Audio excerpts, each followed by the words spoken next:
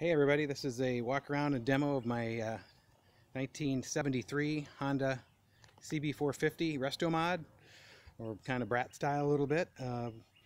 Starting at the front, just kind of show you some of the things we've done to it. Got drilled rotors and Goodrich stainless brake lines, and flipped the caliper to the kind of flip the forks around so the caliper is riding behind the fork, as you see on all modern bikes today. Got a bobbed front fender, Shinko 712 tires front and rear. We got a 100/90 19 in the front. New stainless steel spokes, and the rims and hubs have been coated with epoxy paint in a satin finish. Got modified the headlight ears, kind of customized those a little bit. Got some speed holes in there, and got a nice 7-inch helmet, or a helmet, pardon me, a headlight. And some nice mirrors on there that you can see what's going on behind you. We got some LED turn signals, kind of custom mounted into the headlight ears as well. Got a Trail Tech Vapor combination, electronic speedo, tachometer, tells you the outside air temperature, tells you the engine temperature, tells you the date and time, keeps track of the mileage and how fast you're going. Otherwise, we've got pretty much standard controls. We've got a little custom little dash panel made up out of aluminum for the indicator lights. We've got the neutral and the turn signal and the high beam lights, and we'll show you those operating in just a little bit. Also, Renthal, kind of a mid-rise Renthal bar made of aluminum. Very nice looking bars, and some grips by Uri. And we've got a nice two-tone paint job on here. It's a metallic charcoal and a metallic silver, all buried under 3 coats of House of Color clear. The seat has been hand-stitched by myself. It's an aluminum base with some different grades of padding, and then a nice pleated cover on it.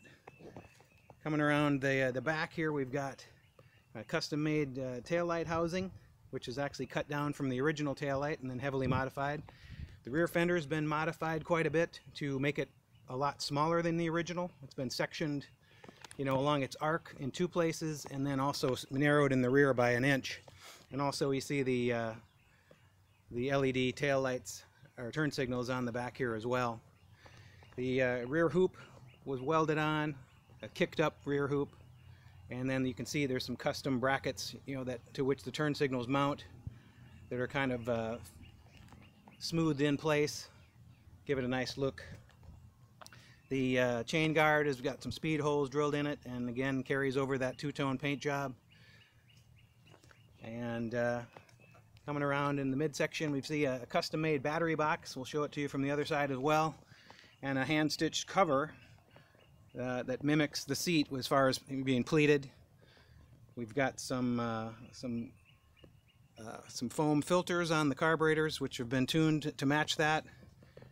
You've got the exhaust headers are painted a high heat flat black. The engine cases have been painted black, and the outer cases have been polished aluminum. We've got some 12-inch shorty mufflers on there, which gives it a nice little throaty roar as it's running, which you'll hear in a little bit.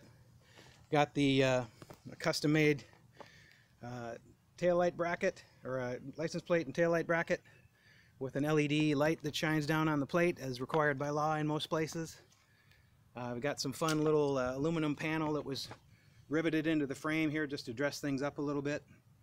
The rear brake panel has been drilled with the speed holes again. And here's a better look at that custom-made battery box. And also you can see the custom-made bracket that holds the front half of the rear fender in place. Kind of makes it almost seem like it's suspended in air. And I tried my hand at a little custom airbrush work to paint a 450 dual overhead cam logo on the side of the battery box. More of the polished engine covers from this side. Got a nice loud horn that's wired up through a relay, so they'll hear you coming. If you need somebody to get somebody's attention, we'll hear that in a minute. What else? Even the gas cap has got the 2-tone paint job carried through on it. So I'm gonna let's go ahead and fire it up. We'll turn the gas on and we'll give it some choke. Grab the key out of my pocket here. Give it some choke. Put the key in. And then we'll fire it up.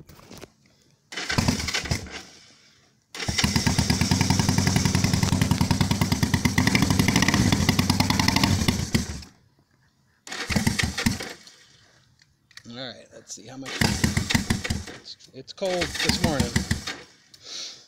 Maybe wants a little less choke.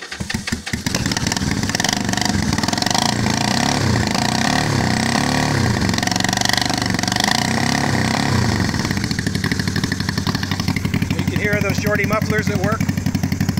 A nice little throaty sound. Get you a better look at the whole bike.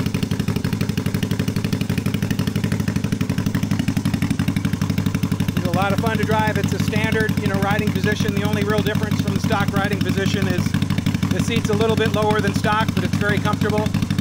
It shifts effortlessly through all the gears. It's just a lot of fun to ride. So I'm going to go ahead and move it into the shade and show you all the lights working. Okay, here we are in the shade. I'll show you all the lights operating. Here's the front brake signal or a brake light. And that's actually just a much simplified. It's a switch. Pressure switch is built right into the banjo bolt, which is nice. Here's the rear brake being actuated. Okay, and we'll turn on the tail light. Tail light and brake lights are working.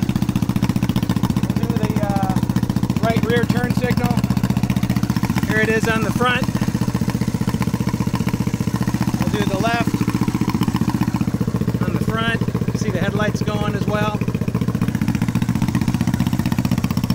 There's the rear left turn signal. Throw the high beam on, high beam, low beam. You can see that. And then you can see the indicator for the turn signal on the dash. The high beam indicator. I turn the high beam on. And then the horn. Alrighty, there you have it. I think whoever ends up with it's really going to enjoy it. A lot of fun to ride. It's a beautiful bike. It's up for sale on eBay right now. So thanks for looking.